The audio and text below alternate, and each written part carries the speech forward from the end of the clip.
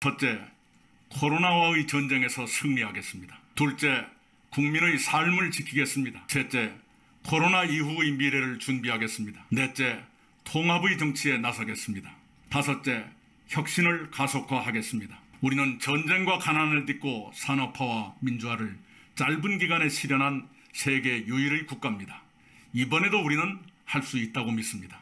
이상의 5대 명령을 이행하는 데 모든 힘을 쏟겠습니다. 그렇게 함으로써 문재인 정부의 성공과 정권 재창출을 위한 토대를 쌓겠습니다. 존경하는 국민 여러분, 사랑하는 당원 동지 여러분, 여러분의 결정에 감사드립니다. 여러분의 명령을 무거운 책임감으로 수락합니다. 지금 저는 종로구의 저희 집에서 이 연설을 하고 있습니다. 자가격리 12일째, 몸의 건강은 좋으나 마음이 무겁습니다. 저희 집 창문을 통해 보는 국민 여러분의 삶에 제 가슴이 미어집니다. 거리는 거의 비었습니다. 사람들의 통행이 한산합니다. 가게는 문을 열었지만 손님이 영 오시질 않습니다. 이 고통은 얼마간 더 커질 것입니다. 실업자는 늘고 여러분의 삶은 더 고달파질 것입니다. 이런 시기에 부족한 제가 집권 여당의 대표라는 짐을 졌습니다. 국민 여러분과 마음을 나누며 이 고통이 하루라도 빨리 끝나도록 모든 노력을 다하겠습니다. 그동안 좋은 경쟁을 해주신 김부겸, 박주민 후보님께 감사와 위로를 드립니다. 함께 지도부를 이끌어 가실 새로운 최고위원님들께 축하를 보냅니다. 다음을 준비하실 후보님들께 격려의 마음을 전합니다. 2년 동안 당을 이끌며 모든 선거를 승리로 이끌어주신 이해찬 대표님과 지도부에 특별히 감사드립니다. 코로나 재확산 등으로 몹시 어려운 상황에서도 전당대회를 끝까지 잘 준비하고 훌륭히 관리해 주신 안규백 전당대회 준비위원장님, 민홍철 선거관리위원장님과 당직자 여러분께도 감사드립니다. 무엇보다도 정당 사상 초유의 비대면 전당대회였지만 전례 없이 높은 참여를 보여주신 전국의 당원 동지 여러분께 뜨거운 감사를 드립니다. 존경하고 사랑하는 국민 여러분, 당원 동지 여러분, 이 국가적 위기에 여러분께서 저에게 주신 임무는 분명합니다. 그것을 저는 5대 명령으로 받아들입니다. 여러분의 명령을 충실히 이행하는 데 저의 모든 역량을 쏟아 넣겠습니다. 첫째, 코로나와의 전쟁에서 승리하겠습니다. 이 전쟁에서 이기지 못하면 우리는 일상의 평화를 되찾기 어렵습니다. 민주당이 이 전쟁에 효율적, 체계적으로 강력히 대처하기 위해 현재의 국난극복위원회를 확대 재편하고 그 위원장을 제가 맡겠습니다. 국난극복위원회는 정부와 긴밀히 협력하고 국민의 전폭적인 동참을 얻어 이 국난을 더 빨리, 더 잘 극복하도록 노력할 것입니다. 또한 저희는 국민의 생명과 안전을 해치는 불법행위, 불공정행위, 집단이기주의, 가짜뉴스 등에 단호히 대응하겠습니다. 위대한 우리 국민은 방역의 주체라는 각오로 이 전쟁에 동참하고 계십니다. 국민의 그런 저력으로 이제까지 우리는 기적의 역사를 만들어 왔습니다. 이번에도 우리는 이 국난을 반드시 이겨낼 것입니다. 둘째, 국민의 삶을 지키겠습니다. 코로나19의 피해는 광범하게 퍼지고 있습니다. 특히 노동자를 비롯한 취약계층, 자영업자, 소상공인, 중소기업 등은 타격을 더 크게 받습니다. 많은 직장인과 청년들이 삶을 걱정하십니다. 상인들의 한숨이 깊습니다. 아이를 맡길 곳 없는 맞벌이 부부는 그저 막막합니다. 고통에 직면한 민생을 돕기 위한 당정협의를 조속히 본격화하겠습니다. 기존의 방식을 넘는 추석 민생대책을 시행하겠습니다.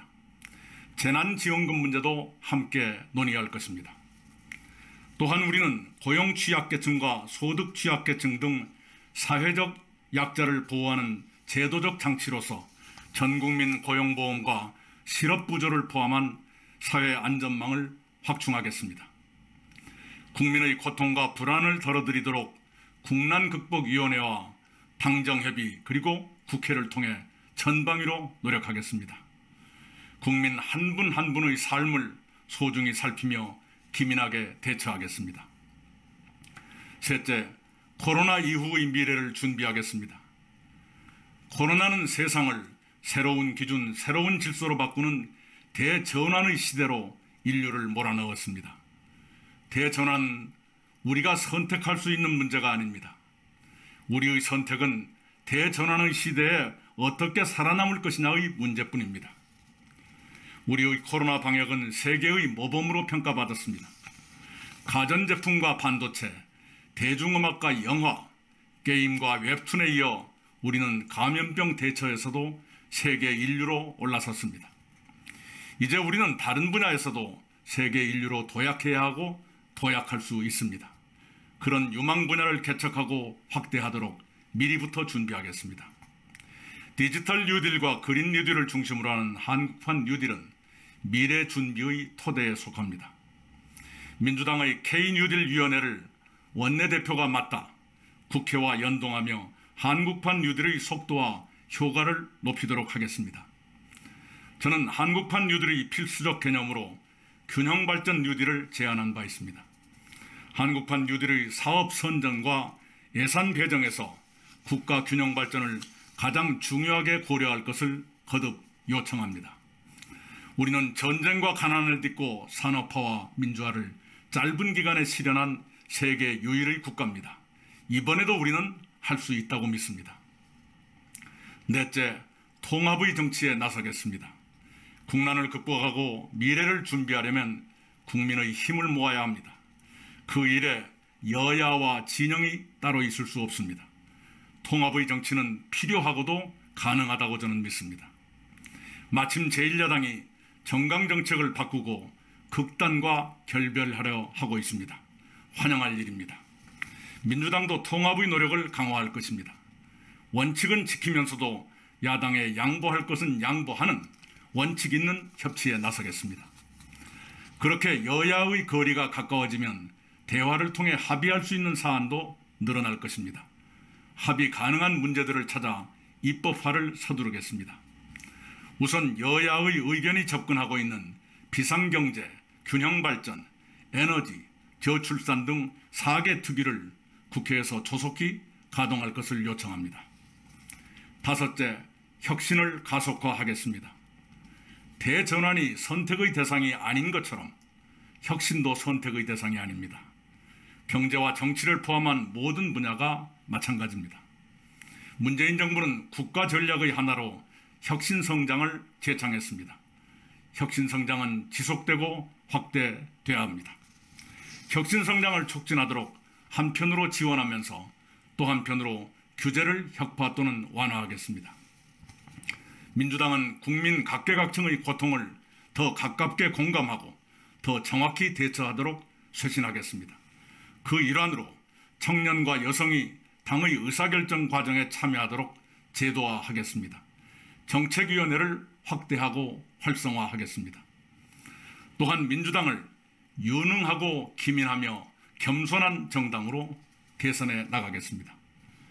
할 일은 하는 유능, 문제에 한 발 빠르게 대응하는 기민, 어느 경우에도 국민의 마음을 헤아리며 스스로를 낮추는 겸손을 갖추도록 하겠습니다.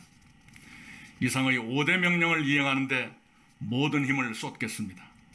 그렇게 함으로써 문재인 정부의 성공과 정권 재창출을 위한 토대를 쌓겠습니다. 대한민국을 함께 잘 사는 인류국가로 발전시키겠습니다. 5대 명령 가운데 가장 시급한 것은 코로나19와 그것으로 파생된 경제적, 사회적 고난, 즉 국난의 극복입니다. 그에 대한 저의 결의를 윈스턴 처칠이 2차 대전 때 했던 말로 대신하겠습니다. 우리의 목적이 무엇이냐고 물으신다면 한마디로 대답하겠습니다. 그것은 승리입니다. 감사합니다.